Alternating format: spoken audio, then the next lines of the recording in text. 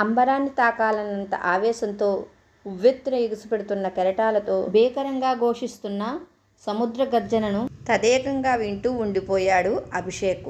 పశ్చిమాన అస్తమిస్తున్న సూర్యకిరణాలు నీలం రంగు జలనిధిపై పడి వింతగా పరావర్తనం చెందుతున్నాయి. ఎప్పుడు సాగర సౌందర్యాన్ని వీక్షిస్తూ మైమరిచిపోయే అభిషేక్కి ఆనాడు చాలా చిరాగ్గా అనిపిస్తుంది. ఎందుకు కడలిలో ఇన్ని ఆటుపోట్లు? అల్లకల్లోలంగా తీరాన్ని చేరాలని ఆత్రపడే ఈ అలల సయ్యాటలు ఎవరు వింటారని? అనంత సాగరఘోష ప్రశాంతత కోసం ఈ కడలి దగ్గరికి వస్తే ఇక్కడ వాతావరణం ఇంటినే తలిపించడం ఎంత విచిత్రం! అక్కడికన్నా ఇక్కడే నయం. కడలి తనలో తాను కలహించుకున్నట్లుగా గర్జిస్తుంది. కానీ తన ఇంట్లో దాన్ని ఇల్లు అనడం సమంజసం కాదేమో. అది ఇల్లు కాదు. ఇద్దరు సమవుజ్జులు కయ్యానికి కాలు దువ్వే సమరభూమి. ఏ ఒక్కరు వెనక్కు తగ్గే ప్రసక్తి లేని భీషణ కథనరంగం. ఇంటి వాతావరణం మదిలో మెదలగానే అభిషేక్ మనసు చేదు మాత్రం మింగునట్లుగా తయారయ్యింది. చచా, ఎక్కడికి వచ్చినా అదే జ్ఞప్తికి రావడం తన కర్మ కాకపోతే? తన స్నేహితులందరి ఇళ్లలో వాళ్ళ అమ్మా నాన్నలు ఎంత సఖ్యంగా ఉంటారు, ఒకరితో ఒకరు ఎంత మృదువుగా మాట్లాడుకుంటారు. మరి తన ఇంట్లోనూ ఏ ఒక్క నిమిషంలోనూ ఇద్దరికీ ఏకాభిప్రాయం లేదు. ఎదిగిన పిల్లల ముందు పొట్లాడుకోకూడదని కనీస ఇంగిత జ్ఞానం కూడా లేదు ఇద్దరికీ. ఏ మాట అడిగినా మీదపడి కరిచినట్లుగా సమాధానమిచ్చే తండ్రి, అందుకు తానేమీ తీసిపోను అన్నట్లుగా అడ్డగోలుగా వాదిస్తూ మాటల తోటాలు పేల్చే తల్లి. ఎందుకిలా? తనింటిలోనే ఇలా ఎందుకుంటుంది? ఇది తన పాపమా లేక భగవంతుడి శాపమా? పిచ్చెక్కున్నట్లుగా అనిపిస్తుంది అభిషేక్కి. ఇంజనీరింగ్ ఫైనల్ ఇయర్లోకి అడుగుపెట్టాడు తను. నేడో రేపో క్యాంపస్ ఇంటర్వ్యూలు జరుగుతాయి. తనకి ఉద్యోగం దొరుకుతుందని ఖాయంగానే అనిపిస్తుంది. అప్పుడు వీళ్లకు దూరంగా తనకి అందని ద్రాక్షలా మిగిలిపోయిన మనశ్శాంతిని వెతుక్కుంటూ వెళ్ళిపోవచ్చును. ఇంకా తనకి 21 అన్నా నిండలేదు. అప్పుడే తన పెళ్లి గురించి యుద్ధాలు ప్రారంభమయ్యాయి. వాళ్ళిద్దరి మధ్య తన బుద్ధి గడ్డి తిని తననేదో మాయ ఆవహిస్తే తప్ప వీళ్ళ చెప్పిన దానికి తల వంచడు. ఈ నరకంలోకి ఇంకొక అమాయకురాలాగే ప్రయాస దేనికి? అతడికి అప్రయత్నంగా స్వయంవరం సినిమా గుర్తుకొచ్చింది. అందులో వేణు పాత్ర పెళ్లి గురించి వెలబుచ్చిన అభిప్రాయం అక్షరాలా నిజం. అసలు పెళ్ళనే ప్రక్రియ అర్ధరహితం. ముక్కు మొహం తెలియని ఇద్దరు స్త్రీ పురుషులను వివాహబంధంతో ముడివేసి తన్నుకు చావండి అంటూ లైసెన్సు జారీ చేస్తారు పెద్దవాళ్ళు. అది మొదలు పొసగని మనోభావాలు, పొంతనలేని అభిప్రాయాలతో అనుక్షణం బద్ధశత్రువుల్లా కొట్టుకు సస్తారు. అలాంటి పెళ్లికి వ్యక్తి స్వేచ్ఛను హరించి జీవించమంటే విరక్తి కలిగించే పెళ్లికి తన జీవితంలో ప్రాధాన్యతే లేదు. అభిషేక్ భావోద్వేగాలతో సంబంధం లేనట్లుగా సముద్రం అలా గర్జిస్తూనే ఉంది. అలుపు సలుపు లేకుండా చేతివాచి చూసుకున్నాడు. అప్పుడే 9 కావస్తుంది. బీచ్లో జనం పలుచబడ్డారు. ఎందుకో ఇంటికి వెళ్ళాలనిపించడం లేదు. కానీ తప్పదు. ఎంత ఆలస్యమైనా తను చేరవలసింది అక్కడికే. పైగా లేట్గా వెళ్తే గుమ్మంలోనే ఆపేసి కడిగి పారేస్తాడు తండ్రి. అశాంతిగా జుత్తు పీక్కున్నాడు. అమ్మమ్మ దగ్గరికి వెళ్తే? అవును, తనకి కాసంత మనశ్శాంతి లభించేది ఆ ఇంట్లోనే. అత్తయ్య మామయ్యల అన్యోన్యతను చూస్తే తన కడుపు నిండిపోతుంది. తన సైకిల్ తీసుకుని వాళ్ళింటి వైపు బయలుదేరాడు అభిషేక్. ఎవరు? అభిషేకా? ఏం నాన్న ఇంత రాత్రప్పుడు వచ్చావు? లోపలికి వేసిన రాజేశ్వరి ప్రేమగా పలకరించింది అతడిని. ఏం లేదత్తయ్య, ఎందుకో ఇవాళ నీ చేతి వంట రుచి చూడాలి అనిపించింది.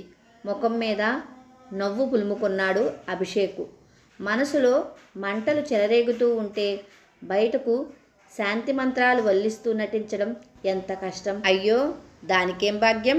వెళ్ళి కాళ్ళు చేతులు కడుక్కురా, నీకు మీ మామయ్యకు వడ్డించేస్తా అంటూ దారి వదిలింది రాజేశ్వరి. బావా అంటూ అతడిని చుట్టారు ఇద్దరు స్త్రీలు. వాళ్ళ భుజం మీద చేతులు వేసి లోపలికి నడిచాడు అభిషేక్. అమ్మమ్మ సుభద్రమ్మ అప్పుడే భోజనం చేయడం ముగించి హాల్లో మంచం మీద కూర్చుని ఏవో శ్లోకాలు పఠించుకుంటుంది. అతడిని చూస్తేనే, ఏరా బంగారం, అమ్మమ్మ మీద గాలి మళ్ళిందా అడిగింది నవ్వుతూ. అమ్మమ్మ. ఆమె ఒడిలో పసిపిల్లవాడిలాగా మొహం దాచుకున్నాడు అభిషేక్. ఆమె మురిపంగా అతడి తల సవరించింది. ఆ స్పర్శ అతడికి ఏదో ఓదార్పును అందించింది. ఏరా అభి, బాగున్నావా? ఎలా ఉన్నాయి స్టడీస్? అప్పుడే స్నానం చేసి వచ్చిన ప్రశ్నించాడు తల తుడుచుకుంటూ. ఫైన్ మామయ్య, క్యాంపస్ సెలెక్ట్ అవుతాననుకుంటున్నాను వినయపూర్వకంగా బదులిచ్చాడు అభిషేక్. భోజనం వడ్డించాను, రాజేశ్వరి పిలిచింది. ఆమె చేసిన వంటకాల రుచిని మెచ్చుకుంటూ అన్నం తినసాగాడు అభిషేక్. నిజానికి అవి తల్లి చేసినంత రుచికరంగా లేవు. ఆమె అంత బాగా వంట చేసిన తినే వేళకు ఏదో విషయం మీద వాదోపవాదాలు పెరుగుతాయి. అంతేకి అమృతమయమైన పదార్థాలన్నీ విషతుల్యమైపోతాయి. ఆయనేదో అంటారు, ఈవిడ ఊరుకోదు, విషయాన్ని సాగదీస్తుంది. ఫలితం కేకలు, అల్లరి. ఇక్కడ వాతావరణంలో ఈ ప్రశాంతత పదార్థాలు రుచిని ఇనబడింపజేస్తుంది కాబోలు. అతడి ఆలోచనలన్నీ చెదరగొడుతూ మోగింది హాల్లోని టెలిఫోన్. దానిని తీసిన రాజేశ్వరి, వదినా, నేనే. అభిషేక్ ఇప్పుడే వచ్చాడు. వాళ్ళ మామయ్యతో కలిసి భోంచేస్తున్నాడు. ఈ రాత్రి ఇక్కడే ఉంటాడు. పిల్లలు కూడా వాళ్ళ బావతో గడపాలని ముచ్చటపడుతున్నారు. పొద్దున్నే పంపించేస్తా అంటూ ఫోన్ పెట్టేసింది. ఎవరు సరోజన? భోజనం ముగించిన శరణానంద్ బ్రేవుమని తేలుతూ అడిగాని బదిలిచ్చి, మామయ్య, అభి అమ్మతో చెప్పి రాలేదా ఏమిటి? ఒకటే కంగారు పడుతుంది. మీ ఫ్రెండ్స్ ఇద్దరికి ఫోన్ చేసి కనుక్కుని ఆఖరికి ఇక్కడికి చేసింది. ఇక్కడికి వస్తున్నావని ఒక్క మొక్క చెప్తే నీ సొమ్మేం పోయింది? చనువుగా మందలించింది రాజేశ్వరి. ఇప్పుడేమైందని అంత టెన్షన్ పడడం? నేనేమైనా చిన్న పిల్లాడినా తప్పుపోవడానికి? ఉక్రోషంగా చిర్రుబురులాడాడు అభిషేక్. వాళ్ళ తిన్న కంచాలు తీసి టేబుల్ క్లీన్ చేస్తూ, అమ్మా నాన్న కళ్ళకి పిల్లలు ఎప్పుడూ చిన్నవాళ్ళుగానే కనిపిస్తారు. అందరిదాకా ఎందుకు? మీ అమ్మమ్మ చూడు, ఇద్దరు పిల్లల తండ్రి అయినా మీ మామయ్య ఎంత గారాబం చేస్తారో నవ్వింది రాజేశ్వరి. చల్లబడ్డాడు అభిషేక్. పిల్లలిద్దరినీ తీసుకుని డాబా మీదకి వెళ్ళాడు. వెన్నెల పిండారబోసినంత తెల్లగా మెరిసిపోతుంది. చాపలు దుప్పట్లు పరుచుకుని పడుకున్నారు ముగ్గురు. వాళ్లతో కాసేపు కథలు కబుర్లు చెప్పాక మనసు తేలికపడింది. మెల్లగా వీస్తున్న చల్లగాలిని దేహానికి తాగగానే హాయిగా కళ్ళు మూతల పడ్డాయి. సరోజా, మొన్న టెలిఫోన్ బిల్ కట్టమన్నాను, కట్టేశావా లేదా? ఆఫీస్కి బయలుదేరే హడావిడిలో ఉన్న శ్యామ్ సుందర్ ప్రశ్నించాడు కంగారుగా. నేనెక్కడ కట్టాను?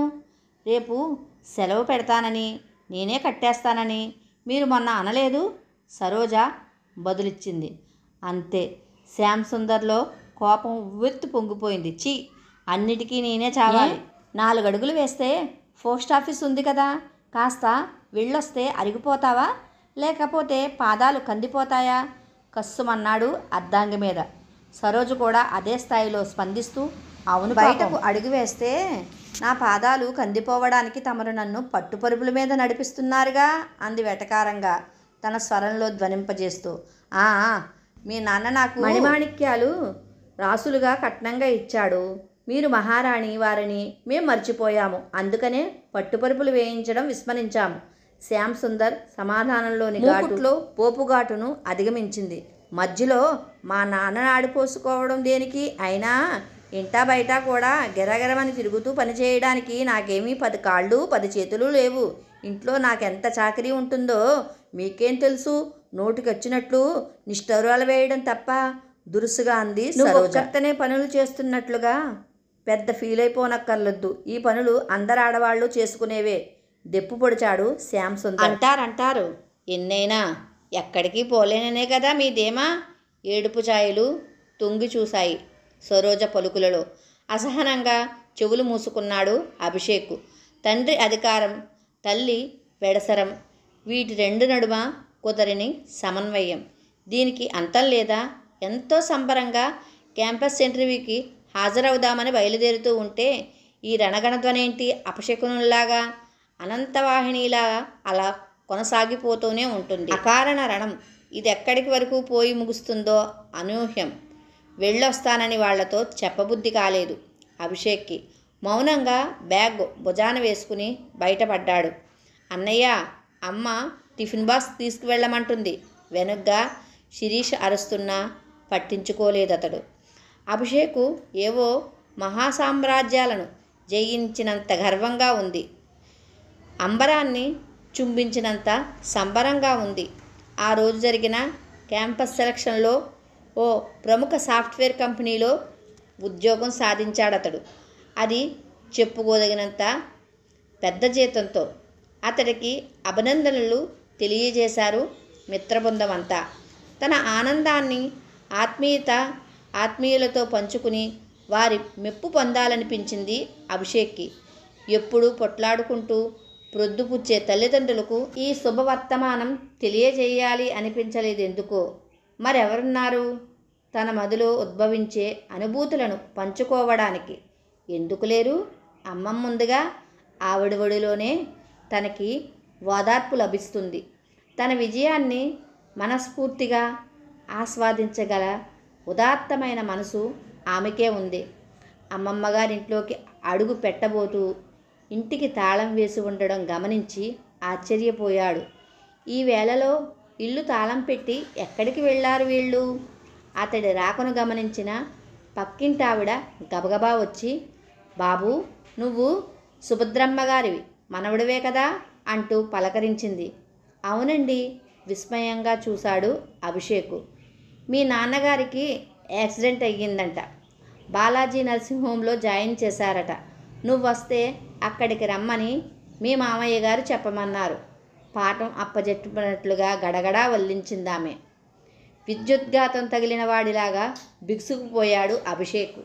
ఓ మై గాడ్, నాన్నకి యాక్సిడెంట్ అయ్యిందా? అప్రయత్నంగా పైకే అనేశాడు. అన్నాళ్లుగా అతడి మనసులో కన్నవారి పట్ల ఆవరించుకున్న విముఖత ఆ వార్త వినగానే పటాపంచులైపోయింది. ఆగమేఘాల మీద ఆసుపత్రికి చేరుకున్నాడు. అన్నయ్య, అతడిని చూడగానే చుట్టుకుపోయింది బారుమంది. హాస్పిటల్ మెట్ల మీద ఎదురైన శిరీష. ఆమెను పొదువు పట్టుకుని లోపలికి నడిచాడు అభిషేక్. శ్యామ్ సుందర్ని ఐసీయూలో ఉంచారు. బయట వరండాలో కూర్చుని ఉన్నారందరూ. సరోజ పరిస్థితి దారుణంగా ఉంది. ఏడ్చి సొమ్మసిల్లిపోయింది. ఆమెను ఓదారుస్తున్నారు మేనత్త, అమ్మమ్మలు. కొడుకును చూస్తూనే, ఒరే అభి, చూసావురా ఎంత ఘోరం జరిగిపోయిందో? నెత్తు నోరు కొట్టుకుని గగ్గోలు పెట్టింది సరోజ. ఆమెను దగ్గరగా తీసుకుని, ఊరుకో అమ్మా, నాన్నకేం కాదు ఊరడించాడు అభిషేక్. ఆయనకేదన్నా అయితే నేను ప్రాణాలతో ఉండనురా. మళ్ళీ ఏడ్చిందామె కదిలి.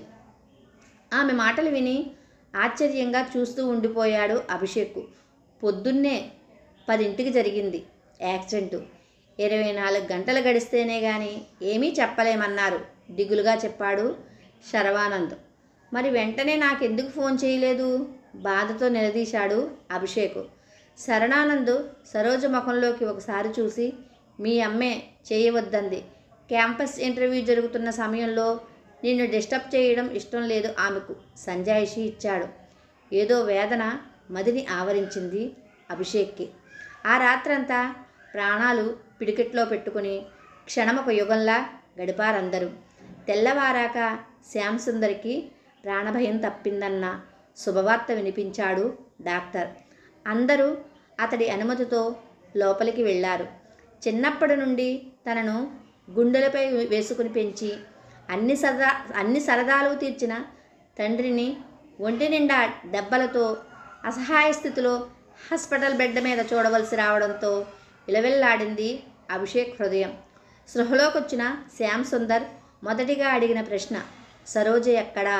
అతడి కళ్ళు నలువైపులా ఆతృతగా వెతుకుతున్నాయి. ఇక్కడే ఉన్నానండి, అతడి తలవైపు కూర్చున్న సరోజ అంది, అతడి చేతిని ఆప్యాయంగా తడుముతూ. సరు, ఏంటలా పీక్కుపోయావు? రాత్రి పడుకోలేదా? శ్యామ్ సుందర్ స్వరంలో మార్దవం అభిషేక్ని అబ్బురుపరిచింది. చాలే ఊరుకోండి. మీరిలా రక్తం మడుగులో తెలివి లేకుండా పడుకుంటే నాకు నిద్ర ఎలా పడుతుంది? సున్నితంగా మందలించింది సరోజ. నా నాది గట్టి ప్రాణం సరు. అంత వేగంగా ఏం పోను. అంత బాధను పళ్ళబిగున అదుము పెడుతూ నవ్వాడు శ్యామ్ సుందర్ నీరసంగా. సరోజ కలత నిండిన చూపులతో కంగారుగా, అమంగళం మాటలు మాట్లాడకండి. మీకేదైనా అయితే నేను గుండు పగిలి చావను అంది అతడి నోరు మూస్తూ. పిచ్చిదానా, నీ మనసు నాకు తెలియదనుకున్నావా అన్నట్లు అభిజాబ్ అంటూ కొడుకు కేసు చూశాడు ప్రశ్నార్థకంగా. సెలెక్ట్ అయ్యాను నాన్న, అభిషేక్ చెప్పాడు తండ్రి సరసన కూర్చుంటూ. అమ్మయ్య, ఇక నాకొచ్చిన భయమేమీ లేదు. ఒకవేళ నేనేమైనా మీ అమ్మను కంటికి రెప్పలా కాచుకోవాలి. అది అసలే అమాయకురాలు, వృద్ధమయ్యింది శ్యామ్ స్వరం. ఊరుకోండి, అలా మాట్లాడితే నేను భరించలేను బారుమంది సరోజ. అభిషేక్ కదిలిపోయాడు. తల్లిదండ్రుల మధ్య ఇంతటి అన్యోన్యత ఉంది. మరెప్పుడు పొట్లాడుకుంటారేంటి? వారి మనసుల్లోని ప్రేమానురాగాలను ఒక్కసారి ప్రకటించుకోరెందుకు? ఎన్నో ప్రశ్నల పరంపరలు. విశ్రాంతి తీసుకోమని తండ్రికి చెప్పి బయట క్యారిడర్లోకి నడిచారు అందరూ. సుభద్రమ్మ పక్కనే కూర్చుని ఆమె ఒడిలో ముఖం దాచుకున్నాడు అభిషేక్. శర్వానంద్ దంపతులు వారి పిల్లల్ని శిరీషను తీసుకుని ఇంటికెళ్లారు. ఏరా నాన్న, భయపడ్డావా? మరేం పర్వాలేదు, ఆ దేవుడి దయవల్ల గండం గట్టెక్కింది అంది సుభద్రమ్మ మనవడిని అనునయిస్తూ. అమ్మమ్మ, మరే మరే అతడు ఏదో అడగాలని అనుకుంటూ అడగలేక సంశయిస్తున్నాడని అర్థమయ్యింది సుభద్రమ్మకు. అడుగు నాన్న అంది మృదువుగా. అమ్మా నాన్నలకి ఒకరంటే ఒకరికి అంత ప్రేమ ఉంది కదా, మరెప్పుడు తగువులు ఆడుకుంటారెందుకు? తన మనసులోని సందేహాన్ని బయటపెట్టాడు అభిషేకు. సుభద్రమ్మ నవ్వింది. మనవడి అమాయకత్వానికి ముచ్చటేసింది ఆమెకు. పిచ్చి తండ్రి, దెబ్బలాడుకున్నంత మాత్రాన ఒకరి మీద ఒకరికి ప్రేమ ఉండదని ఎందుకు అనుకుంటావు అంది. ఏమో, ఎప్పుడు అలా అనిపించలేదు. నాన్నగారు ఏదో కోపంతో అమ్మని ఏదో ఒకటి అనడం, ఆవిడేమో ఘోరంగా రియాక్ట్ అవ్వడం, ఇవన్నీ చూస్తే చాలా చిరాకు అనిపించేది. ఇవాళ అమ్మ నాన్న క్షేమం కోసం అలా అల్లాడిపోతూ ఉంటే ఏదో అద్భుతాన్ని చూసినట్లుగా అనిపిస్తుంది. నాన్న అంతే, తాను ప్రాణాపాయ స్థితిలో ఉండి కూడా అమ్మ కోసమే ఆలోచిస్తున్నారు. నిజంగా నమ్మలేకపోతున్నాను. అభిషేక్లోని ఆశ్చర్య ఛాయలు ఇంకా వైదొలగలేదు. వెర్రివాడా, అదా నీ సందేహం? మీ అమ్మా నాన్న అనే కాదు, చాలామంది భార్యాభర్తలంతే. నిత్యం కలిహించుకుంటేనే గాని ఉండలేరు. అంత మాత్రాన వాళ్ళందరూ ఇష్టం లేని సంసారాలు చేస్తున్నట్లేనా? ఎదురు ప్రశ్నించింది సుభద్రమ్మ. మాటలు రానట్లుగా ఉండిపోయాడు అభిషేక్. కాసేపటి తర్వాత ఏదో స్ఫురించినట్లుగా, మరి అత్తయ్య మామయ్య ఎప్పుడు దెబ్బలాడుకోరేం? ఒకవేళ మామయ్య మూవ్ బాలేక కసురుకున్న అత్తయ్య నోరు విప్పదు. కానీ మా అమ్మ అలా కాదే, డి అంటే డి అంటుంది కినుకుగా చెప్పాడు. మీ అత్తయ్య పొట్లాడదని నీకెవరు చెప్పారు? ముసిముసిగా నవ్వింది సుభద్రమ్మ. తెల్లబోయాడు అభిషేక్. అమ్మమ్మ అన్నాడు ఆశ్చర్యంగా. అవును నాన్న, మీ అత్తయ్యకి కోపతాపాలు ఉన్నాయి. కాకపోతే మీ అమ్మలాగా వెంటనే నోరు పారేసుకోదు. సమయం చూసి వాత పెడుతుంది. ఏకాంతంలో దెప్పు పొడుస్తుంది. మళ్ళీ నవ్వింది సుభద్రమ్మ. ఆమెకు మనవడితో అలా మాట్లాడుతూ ఉంటే సరదాగా అనిపిస్తుంది. నోరెళ్ళబెట్టాడు అభిషేక్. అత్తయ్య కూడా మామయ్యతో పోట్లాడుతుందన్న సత్యాన్ని అతడి మనసు అంగీకరించడం లేదు. సుభద్రమ్మ అతడి తలపై చెయ్యి వేసి లాననగా నిమురుతూ, నీకు సముద్రం అంటే చాలా ఇష్టం కదా అభి అడిగింది. ఆ ప్రశ్న ఎందుకు అడిగిందో అర్థం కాకపోయినా అవునన్నట్లు తల ఆడించాడు అభిషేక్. ఉవ్వెత్తున ఎగసిపడుతూ తీరం చేరాలని ఆరాటపడే అలల తాకిడి, ఆ కెరటాలు ఒకదానికొకటి ఢీకొట్టుకుంటున్నప్పుడు వినిపించే హోరు, ఇవి లేని సముద్రాన్ని నువ్వు ఊహించగలవా? లేదమ్మమ్మ, సముద్రానికి అవే కదా అందం. సంసారం కూడా సముద్రం లాంటిదే నాన్న. ఎంత అన్యోన్యమైన కాపురంలోనైనా చిన్న చిన్న కలహాలు ఉండి తీరాలి. ఏ అలజడి లేకుండా స్తబ్దగా ఉండే సాగరాన్ని ఎలా ఊహించలేమో, చిలిపి తగాదాలు చిరు కొట్లాటలు లేని కాపురం కూడా అలానే నిస్సారంగా ఉంటుంది. వింతగా చూశాడు అభిషేకు. మొదట్నుంచి మీ నాన్నకి కోపం చాలా ఎక్కువ. మీ అమ్మ నోట్లో వేలు పెడితే కొరకలేనంత అమాయకంగా ఉండేది నువ్వు పుట్టే వరకు కూడా. మీ నాన్నతో చనువుగా మాట్లాడి ఎరగదు. మీరు పుట్టిన తర్వాత సంసార సాగరాన్ని ఈదే ప్రయత్నంలో ఆమెకు అసహనం కాస్త ఎక్కువైన మాట వాస్తవమే.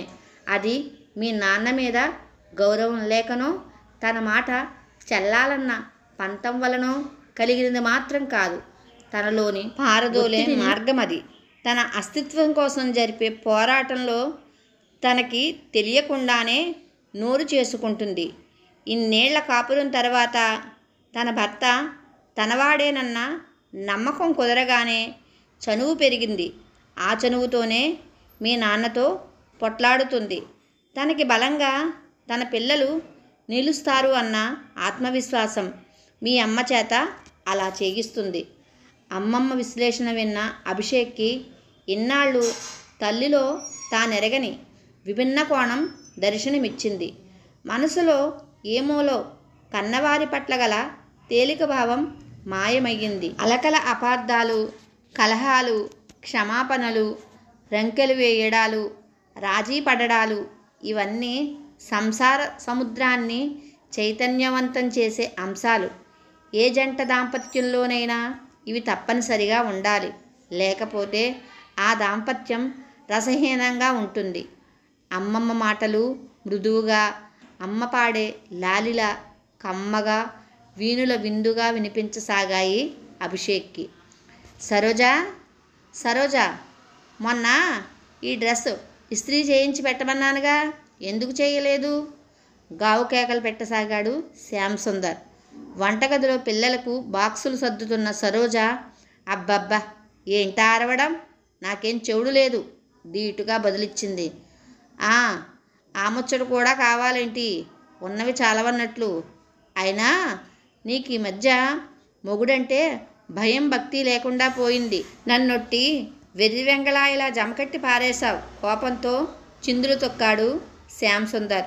అయ్యో రాత, మీరు పెద్ద మినిస్ట్రీ గరేని మీ అడుగులకు మొడుగులెత్తాలి. సరోజ వాగ్దాటి అలా కొనసాగుతూనే ఉంది. గదిలో కూర్చుని పరీక్షల కోసమని శ్రద్ధగా చదువుకుంటున్న అభిషేకు ఈసారి చిరాకు పడలేదు. వారి పొట్లాట మంగళ వాయిద్యాలలా హాయి గొలుపుతూ ఉందెందుకో. అది తనకు సహజమైనట్లుగా వెన్నెలాంటి దరహాసం చిందిస్తూ పుస్తకంలో లీనమైపోయాడు. నమస్తే అండి. ఈరోజు కథ విన్నారు కదా, ఎలా ఉందండి? బాగుంది కదా.